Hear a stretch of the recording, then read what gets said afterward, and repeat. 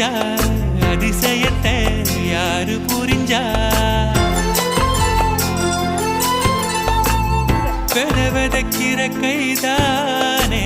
மலர் பறிக்குது தினந்தோறும் மலர் தொடுக்க நாறு எடுத்து